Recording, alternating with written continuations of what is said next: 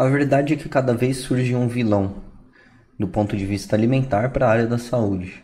Gorduras trans, gorduras insaturadas, carboidratos.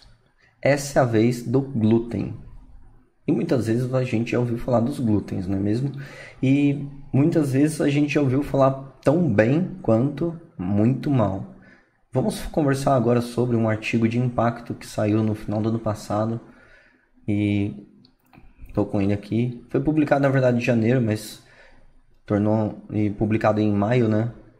Em janeiro, depois nessa revista aqui, né? De Steven Liver Disease em maio de 2023 e depois tornou a público em setembro de 2023 com uma grande repercussão depois.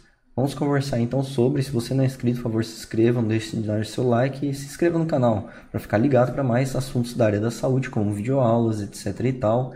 E bora que bora.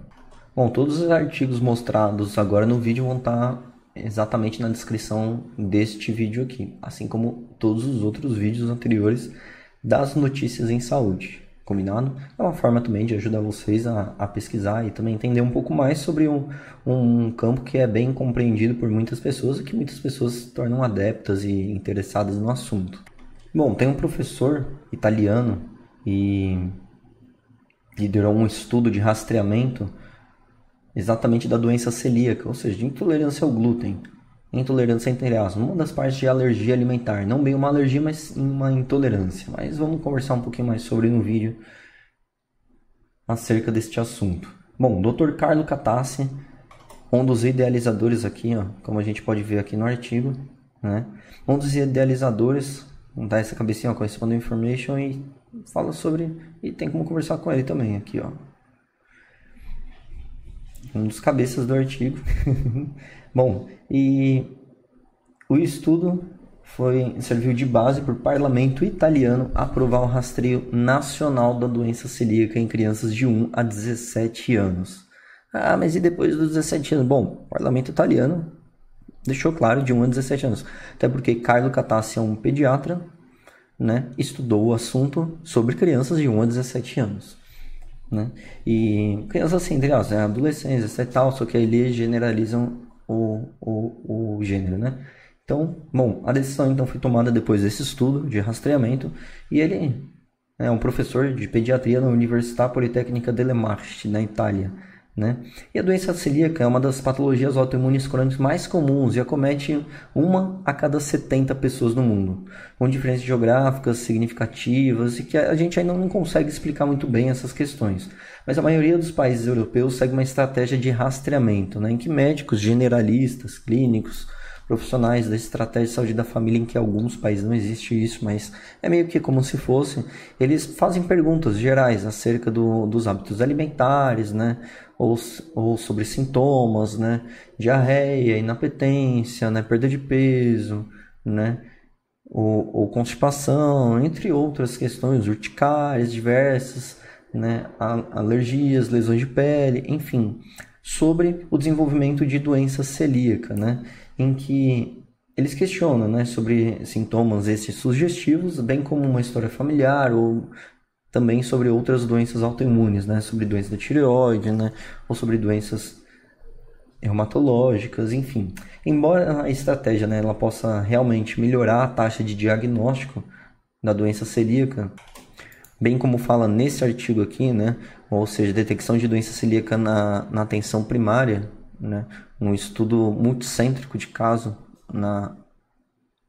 nos Estados Unidos, em North America, né, que envolve Canadá, Estados Unidos, mas enfim, né, no geral Estados Unidos. E, bem, muitos pacientes ainda vão continuar sem o diagnóstico de fato, né, porque eles vão rastrear pacientes que já estão com sintomas, e os pacientes que ainda não desenvolveram sintomas. Então essa que é a questão ali do porquê rastrear crianças de 1 a 17 anos, né, são exatamente indivíduos que em teoria ainda não desenvolveram os sintomas em si.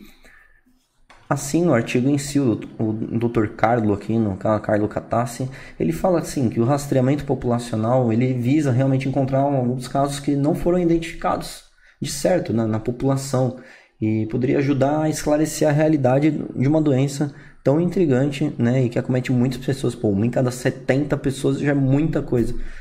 Né, é como se fosse, né, uma doença crônica prevalente, como hipertensão e diabetes, né, e que leva realmente à desestruturação de um sistema de saúde da pessoa em si. Né? E, bom, mesmo num bom sistema de saúde como o da Itália, uma elevada percentual de casos permanece sem diagnóstico nenhum. Era assim há muitos anos e continua sendo hoje em dia ainda.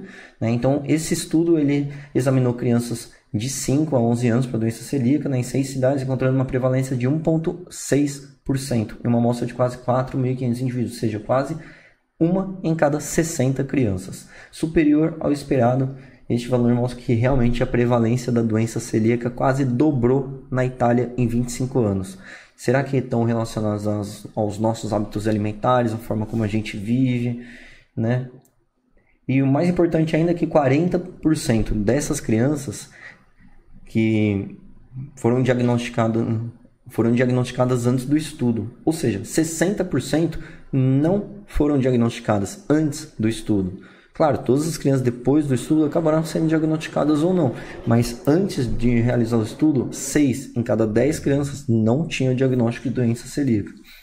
Né? Então essa discussão sobre a possibilidade de rastrear a doença celíaca ou não, ela é muito antiga, né? Em que realmente temos até esse artigo, né? Não sei se dá para ver aí muito bem, deixa eu tentar melhorar aqui. Melhorei aqui, bom, a Acta Pediatric, né, em 1996, um iceberg da doença celíaca na Itália, né? Então, um multicêntrico estudo de anticorpos anti-gliadina, né, para doença celíaca, né, em indivíduos escolares. E naquela época, para cada caso diagnosticado, havia aproximadamente 7 não diagnosticados. Então, assim, aumentou absurdamente realmente o número da doença celíaca no país italiano. Aí que vem a questão em si. Bom, Dave Sanders, né, um médico, professor de gastroenterologia na Universidade de Sheffield, na Inglaterra, né, no Reino Unido, na década de 1990 era quase que semelhante à Itália, mas com um aumento de conscientização sobre a doença entre os médicos, aumentou a incidência da doença, ou seja, mais rastreamento aumentou a quantidade de casos da doença, assim como se a gente fizer uma analogia do autismo, né, que é muito em voga, né, aumentou muito a quantidade de casos, até do porquê a gente está tendo um olhar diferente sobre essa doença. Né? E, bom, estamos realmente melhorando a detecção de casos, né, no Reino Unido. Quanto mais nos esforçamos para encontrar casos, mais pacientes diagnosticamos, assim como o Dr. Sanders acaba dizendo.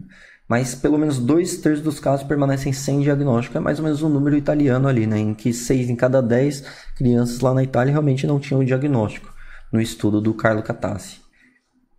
E isso aumenta realmente o número de complicações acerca da doença celíaca. Ele até questiona, ele fica falando assim, né? Talvez algumas pessoas não precisem estar cientes de que tem doença celíaca, porque os sintomas são mínimos. Há alguém que não precisa saber? Não acho que seja possível responder essa pergunta no momento. Ele sai de cena porque ele entrou num embate social, né? Até porque se você tem uma doença agora, você literalmente falam para você que você tem uma doença. Você não vai querer saber o nome da doença? Lógico que você vai querer saber qual doença que você tem e como que faz para curá-la. Né? É assim como, aliás, o estar doente e o ter uma doença são duas coisas completamente diferentes. É aí que vem a fuga dessa pergunta que ele diz. Né? Não acho que seja possível responder essa pergunta no momento. Mas o Dr. Carlo Catassi argumentou que mesmo a doença celíaca silenciosa pode levar ao longo do tempo a graves problemas de saúde. Aí que está a questão no entorno desse vídeo e da doença celíaca em si.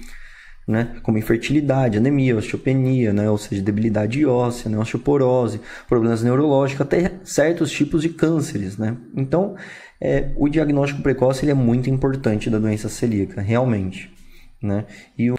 E um estudo publicado, gente, em 2021 sobre a acurácia do diagnóstico da antitransglutamitase IgA e da antideodomidase gliadina IgG para diagnóstico, pasmem, o anticorpo que apresenta para IgA apresenta sensibilidade de 93% e especificidade de 90%. É quase falar que, se der positivo, a pessoa tem doença celíaca. Né? E, bom, é uma ferramenta realmente de triagem muito confiável, mas não é 100% de certeza que a pessoa tem doença celíaca, até porque 2% das pessoas, dos indivíduos, não vão ter a doença, mesmo com o anticorpo positivo. Mas será que mudando realmente os hábitos alimentares acerca da não ingesta do glúten melhoraria o futuro dessas pessoas? Aí que está a questão, né? Então, os marcadores genéticos podem ajudar realmente a identificar pacientes, né, com uma predisposição para doença celíaca e que ainda apresentam o anticorpo negativo. E eles sugerem realmente as crianças que apresentem predisposição genética e que hoje têm resultado negativo no teste diagnóstico refaçam a sorologia posteriormente, daqui a uns anos, em outras fases da vida, se apresentarem algum sintoma, né? E um segundo argumento contrário é que um paciente aparentemente saudável pode ser submetido ao rastreamento, ser diagnosticado com a doença e ser colocado sob uma dieta rigorosa e sem glúten por toda a vida. Aliás, uma dieta sem glúten é uma dieta cara. Se vocês forem ver aí no supermercado, quase todos os alimentos contêm glúten, né? E é muito complicada essa questão, né? Então, e apesar da falta de provas robustas de que haverá melhora da saúde e da qualidade de vida, né? Então, a gente ainda não está... é um campo meio escuro isso, né? Então, o Dr. David Sanders, ele até comenta, né? Isso vai transformar uma pessoa saudável em uma pessoa doente. E, na verdade, não sabemos se esses indivíduos realmente se beneficiarão com o tratamento. No entanto, evidências sugerem que a saúde de pacientes não diagnosticados pode ser impactada em longo prazo. Enquanto o rastreamento populacional realizado na Noruega concluiu que a maioria dos indivíduos com a doença não diagnóstica melhoraram sua qualidade de vida com uma dieta isenta de glúten. E é o que muita gente prega hoje em dia sobre colocando o glúten como um vilão. Aqui nesse site da Universidade de Rochester, né, no centro médico, a gente fala um pouquinho sobre o anticorpo em si e aqui está o artigo norueguês em si, né? Então, um artigo de revisão sistemática, né? Consequências sistêmicas da doença celíaca, né?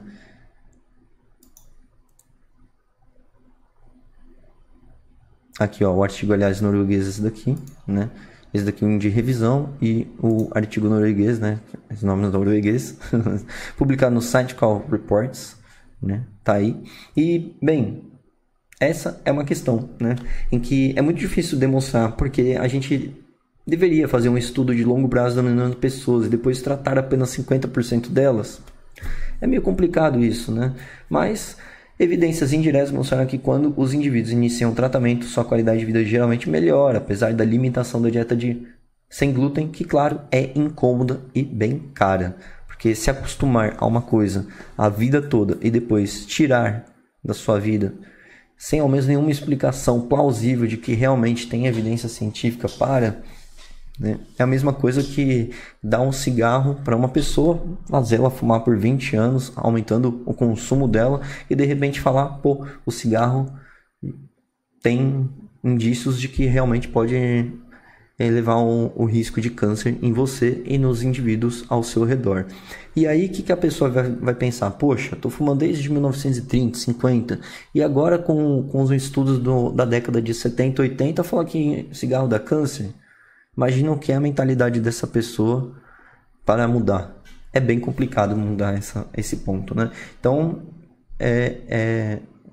a gente até brinca falando que é um vício e tal, só que a pessoa se acostumou com um tipo de alimento a vida toda, no caso do glúten. E agora, do nada, ela vai ter que mudar, né? Se não for por predisposição própria, vontade própria, vai ser por pressão positiva ao seu redor?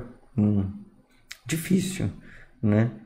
Mas as evidências estão em construção e a Preventive Services Task Force dos Estados Unidos revisou, né, vários artigos, né, é como se fosse a força-tarefa americana, né, em que diz que baseado em questões sistemáticas, né, também questões financeiras, né, e muito parte mortalidade da população, se vale a pena rastrear ou não uma doença, bem como câncer de próstata, né, que eles acreditam que não vale a pena rastrear, entre parênteses, o câncer de próstata, né? E depois aí eu trago um vídeo para vocês sobre. Mas a Wanda Nicholson, né? Uma das idealizadoras dessa revisão sistemática da Preventive Services Task Force dos Estados Unidos, diz que diversas lacunas relacionadas às pesquisas ainda precisam ser preenchidas. E ela até cita aqui, ela deu bastante importância para mais estudos comparando os desfechos de indivíduo de risco médio rastreado para a doença celíaca com os não rastreados, bem como o impacto das dietas sem glúten nos indivíduos com exames diagnósticos positivos. O programa, então, em italiano pode fornecer informações valiosas sobre essas questões. Ela sai um pouquinho de cena e pontua nesse ponto, e pontua nessa questão. Então, os benefícios do diagnóstico precoce superam as desvantagens do rastreio. Estamos muito entusiasmados com o programa, porém, avaliaremos os resultados e decidiremos em alguns anos se isso precisa ser uma ação duradoura ou se será preciso fazer modificações. Aqui, então, Screening for Celiac Disease, da US Preventive Task Force, aqui o artigo para vocês, em que falando que precisa de realmente mais calma, vamos lá com calma, vamos aos poucos. Bem, e sobre o Dr. David Sanders, ele saudou realmente o esforço italiano do Carlo Catassi ali com o seu pessoal e fala que está bastante feliz que estão fazendo isso em nível nacional, porque isso fornecerá a todos nós argumentos para políticas futuras. E será que tem alguma... Aí que eu faço uma provocação para vocês já no final do vídeo, não sei se muita gente vai assistir, creio que não, mas faço uma provocação para vocês que sim. Estamos falando do glúten. E se tivesse, nesse meio do caminho, uma proteína que andasse junto com o glúten e que não que o glúten fosse o vilão, mas essa proteína, em que ingerindo o glúten, o aumento dessa proteína ou a exposição à enzima aumentaria e radicais livres oxidativos liberariam em circulação e aumentariam realmente o estresse oxidativo, a evolução para cânceres, anemias, osteopenias, que nem acaba citando, fertilidade, osteoporose, etc. Complicações, enfim, da doença celíaca e sintomas comuns. E se tivessem uma outra proteína em que realmente não foi ainda elucidada, encontrada, até do porquê o que a gente conhece sobre a medicina, infelizmente, não é nada comparado com o que a gente ainda pode descobrir. Essa que é uma frase muito importante que vai falada há muitos anos e que será falada há muitos anos à frente ainda. Então, espero que vocês tenham gostado do vídeo, é mais um vídeo provocativo em si e explicativo, até do porquê. Faz uma provocação. Será que a gente realmente deve rastrear as crianças ou pessoas no geral para doença celíaca? E aí, o que você acha? Ou outras doenças no geral? Um abraço e até a próxima!